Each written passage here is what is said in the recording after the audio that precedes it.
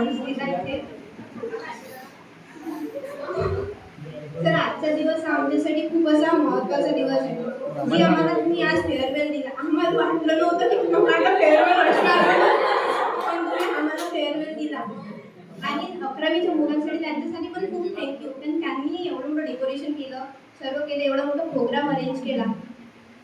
Sir अधिक sir म्हणजे आमच्यासाठी एक म्हणजे प्रेरणास्थान. ते त्यांनी आमच्यासाठी एवढी मेहनत केली की ते प्रत्येक वेळेस रविवारी येऊन इथे आम्हाला शिकवायचे. नेहमी आमच्यासाठी खूप त्यांनी कष्ट केले. एवढ्या दुरून येत होते, सकाळी येत होते, तरी कोणी कोणी त्यांचा क्लास खूप असं बंक करत होते, कोणी क्लासला येत नव्हते.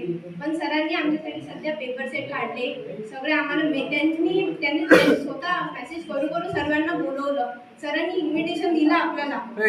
आणि आपले धर्मपाल सर प्रत्येक टाइमला आपल्याला मोटिवेट करत होते. अशी चार्जिंग स्लो झाली की सर चार्ज करायला येत होते, म्हणजे पैसे चार्ज करायला येत होते.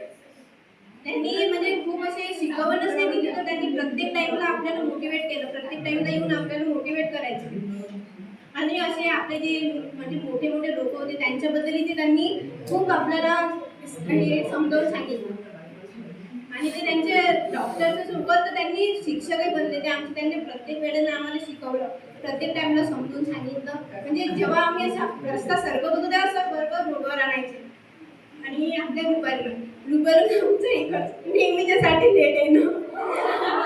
पण रुपाली म्हणजे आमच्या अशा फ्रेंड झाल्या होत्या, त्यांनी खूप टाइम आम्हाला खूप शिकवलं, खूप समजून सांगितलं. म्हणजे जे केमिस्ट्री सारखा असा विषय जे त्यांनी ते आपल्याला हार्ड वाटायचं ते त्यांनी एकदम सोपं करून सांगितलं. आणि आम्हाला प्रत्येक टाइमला मोटिवेट केलं.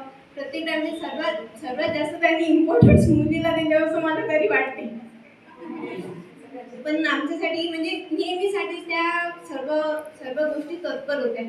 आणि आपल्या वैशाली मॅडम म्हणजे एकदम रॉकस्टार. त्यांनी असं खूप टाइम असं समजून सांगितलं, म्हणजे प्रत्येक टाइमला क्लास घेतला. त्या आम्हाला म्हणजे 12th मध्ये झाला शिकवायला, तरी म्हणजे प्रत्येक टाइमला समजून सांगितलं, प्रत्येक टाइम शिकवलं. त्यांची रिव्हिजन कधी रिव्हिजनला एवढं बोर व्हायचं मी, तरी मॅडमची रिव्हिजन काही संपत नव्हती. नेहमीसाठी रिव्हिजन वगैरे सर्व गोष्टी सर्व बरोबर समजून सांगितलं. आपलं मॅथच्या मॅमच्या लेक्चरमध्ये आमचं हसणं म्हणजे थांबतच नव्हतं. मॅम खरं सांगते तुम्हाला, म्हणजे कधीच हसणं थांबलं नाही आमचं. मॅम इकडे ओरडायच्या तरी कधी असं थांबलं नाही. मॅमचं लपून का होईना तरी आम्ही हसायचो. आणि मॅमने आम्हाला असं कधी ओरडले नाही, कधी नाही. पण ज्या टाइमला ओरडायच्या त्यावेळेस अशी जाम हातून अशा ओरडायच्या मॅम. आणि मॅम सर तुम्ही सर्व खूप असे म्हणजे आम्हाला मोटिवेट सर्वांनी मोटिवेट केलं आम्हाला. खूप असे इथे येऊन असे दिवस कसे गेले, आमचे 2 वर्ष कसे गेले असं आम्हाला समजलंच नाही. आणि इथून अशा एवढ्या छान मैत्रिणी भेटल्या आम्हाला, तसं खूप छान. म्हणजे माझी बेस्ट फ्रेंड साक्षी प्रत्येक टाइमला मला सपोर्ट करायची, मला सर्व गोष्टी सपोर्ट करायची. आणि सर्वांच्या बद्दल बोलायला हा इथे एवढा वेळ नाही आहे, पण सर्व मैत्रिणी मला खूप छान भेटला. इथे वेगळा एक नवीन एक्सपिरियन्स आला आपल्याला. आणि इथे एवढे 2 वर्ष कसे गेले आम्हाला समजत नाही. आज आमचं असं लास्ट डे आहे, पण तरी असं वाटून नाही राहिलं आमचं की म्हणजे असं सोडून जाणार सर्व, की कुठं भेटणार कुठं नाही. आणि सर लोक आम्ही सर तुम्हाला येणार भेटायला येणार आम्ही.